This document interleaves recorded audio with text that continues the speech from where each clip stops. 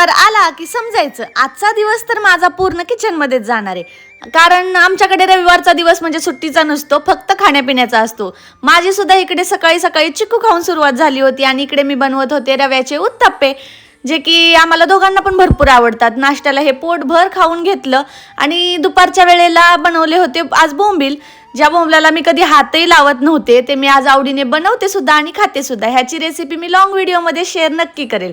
त्यानंतर संध्याकाळी दोघे पण गेलो होतो चालायला आणि तिकडे मला किती छान छान जास्वंदीची फुले एवढी सगळी भेटली। आता ह्याचं मी तेल बनवणार आहे, म्हणूनच मी एवढी खुश आहे। आता रात्रीच्या वेळेला काय जेवायला बनवायचं हा प्रश्न तर होताच। तर नॉनव्हेज तर आमच्याकडे फिक्सच असतं, त्यामुळे आज बनवली होती चिकनची बिर्याणी। आणि जसं नवरोबांना सुट्टी होती ना, तसंच आज माझ्या ब्लॉगला पण सुट्टी होती, त्यामुळे काही रेसिपी वगैरे शूट केली नाही, पण कधीतरी लॉंग व्हिडिओमध्ये मी शेअर करेलच। आता इकडे तर बिर्याणी माझी रेडी झाली होती, फक्त दम द्यायचा बाकी होता, तो मी तिकडे देऊन घेतला आणि आम्ही आमचं जेवण एन्जॉय केलं। चला भेटूया उद्याच्या ब्लॉगमध्ये, बाय।